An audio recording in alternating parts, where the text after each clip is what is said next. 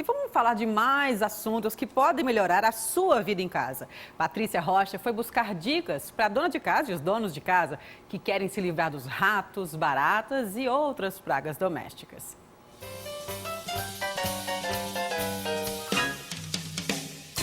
Uma casa livre de rato, barata, formiga, traça é o sonho de muita gente. Mas isso depende não só da dona de casa, nem só da empresa de controle de praga. Os dois têm que trabalhar juntos.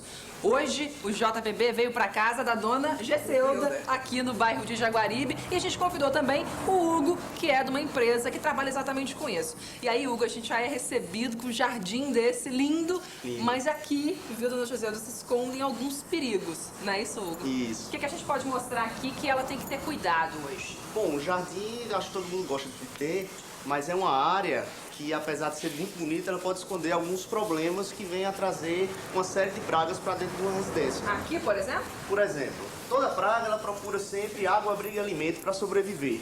Então, se você tem um local com água parada, a gente precisa tratar essa água para evitar que ela encontre nesse local alimento e as plantas, quando elas estão altas, elas facilitam o local de abrigo também. No caso dela aqui, alguma dica? Tem que cortar um pouco as plantas ou assim dá para ela fazer a manutenção? Nós, quando temos um jardim encostado na parede com uma mata nativa alta, é interessante que a gente tenha uma área um pouco baixa, porque todo local de encontro com piso e parede que a gente não tem um acesso visual, facilita a praga se instalar. Aqui atrás a gente tem algumas coisas que são muito comuns em residências. A gente tem a tendência de guardar alguns entulhos, coisas antigas que a gente não tem mais costume de usar.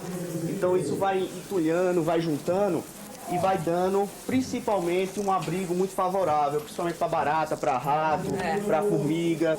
Temos também um resto de telha colocado na parede. É construção, dona Giselda? Não, quem sobrou, não sabe? Ah, ficou por ali mesmo. Aí mandei guardar ali. Perigo, né? Perigo, Ali isso é muito também. comum também e a gente tem que evitar sempre colocar encostado na parede. Quando a gente junta algum entulho, algum material de construção encostado na parede, a gente perde o acesso entre a parede e o piso. Rato gosta desse ambiente, Rato adora esse ambiente. Barata também do mesmo jeito. Barata também. E a gente tem aqui um exemplo muito interessante de alimento, que é o lixo. Vamos ver aqui? Coincidentemente, esse lixo ele tá sem tampa. Esse daqui, os dois, né? Os dois. Aqui tem material orgânico que facilita o alimento da praga e, enfim, tem tudo que uma praga ela precisa para se reproduzir. Água, abrigo e alimento.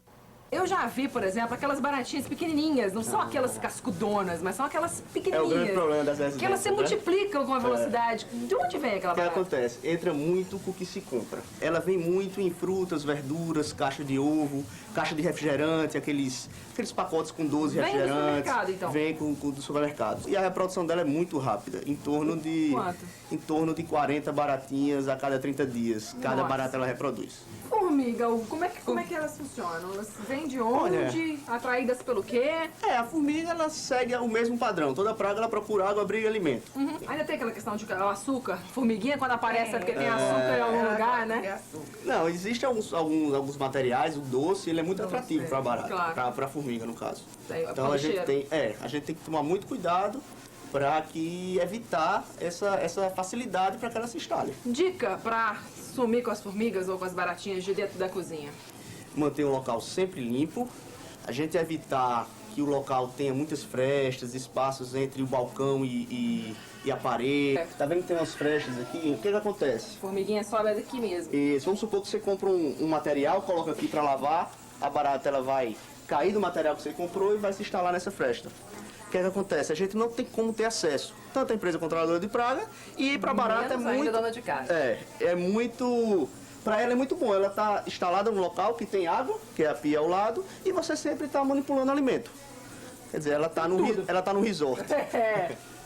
E aí, o que você sugeriria aqui? Um silicone, uma massa corrida? A alguma gente coisinha? sempre sugere ou massa corrida, massa branca, ou silicone, de acordo com a facilidade de cada pessoa. Muita gente usa algumas misturas, alguns produtos químicos dentro da cozinha, no quarto, na sala. Algum realmente funciona?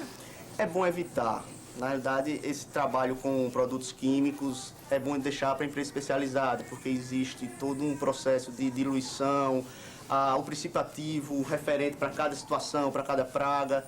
Então, usar o produto por vontade própria, muitas vezes você é uma armadilha que você coloca a sua própria saúde. Agora eu queria saber alguma coisa sobre o cupim, Ah, o danado do cupim. E aí? que é o Bom, pior.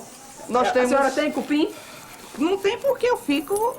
Vigilante. É. Mas vira e mexe, se Vira e bobear, mexe, ele tem. aparece. né? Aparece. Nós temos dois tipos de cupins. A gente tem um cupim que é vulgarmente chamado de cupim de madeira seca, que é aquela que solta uma bolinha, parece uma bolinha de madeira. Sei. Aquele cupim ele vem da própria peça que você colocou dentro da sua residência. A gente tem que fazer, dependendo da situação, tem como tratar a peça. Ou com aplicação de produto líquido, ou com uma aplicação de um produto em gás. E quando é assim na parede? Esse é um cupim mais comum, que é um cupim de cupim de solo. Ele está no ambiente. 90% das vezes, o que acontece? Aquele cupim ele está no subsolo. Antigamente, antes da casa, você tinha aqui árvores, tinha toda uma vida que, na realidade, a gente que invadiu O lugar dele. É. Então ele precisa se alimentar. O cupim ele se alimenta de madeira morta, que normalmente ela faz aquela placa das árvores. A gente tirou as árvores, o cupim ele vai vir procurar madeira morta. A senhora está com problema de cupim sério. Eita. Olha só. É isso aí mesmo que a gente tá falando, é esse cupim. Isso aí que eu É, queria. exatamente. O que acontece aqui, provavelmente o cupim ele deve estar vindo do solo do outro lado do muro. Mas você pode perceber, existe um caminho subindo na parede. Um caminho, o outro dia... Ali, né? Dá É. pra ver o caminho direitinho. Ele É. sobe por ali Bem- e vai. Essa aqui, essa tora de madeira já tá praticamente tomada. E agora ele já tá pegando os outros, ó, É. dona Giselda. Pois é, justamente. Que a gente mancha, faz. Do mesmo jeito. Numa situação dessa, a dona de casa não tem muito o que fazer. Porque se ela, como a senhora já mesmo disse, tira o cupim, ele vai mandar uma nova equipe. Não tem jeito. Eles são organizados. Eu costumo dizer que o cupim ele é um exército, né? É um Você exército. mata um pelotão, ele manda outro. Não tem Então, jeito. o ideal aqui é fazer um trabalho com um produto que ele tem o que é vulgarmente chamado de efeito dominó. Ou seja, os cupins que vão ter contato com o inseticida, ele vai levar para o termiteiro, que é o nome correto da colmeia do cupim, para que a gente consiga matar a rainha, as ninfas, todo o processo de reprodução da sociedade, né? Se esse cupim ele não for tratado, a tendência é que ele comece a deteriorar a peça e acaba derrubando o telhado. O cupim ele não transmite doença, o cupim ele não transmite nenhum tipo de problema para a saúde humana. Ele Traz prejuízo. traz prejuízo.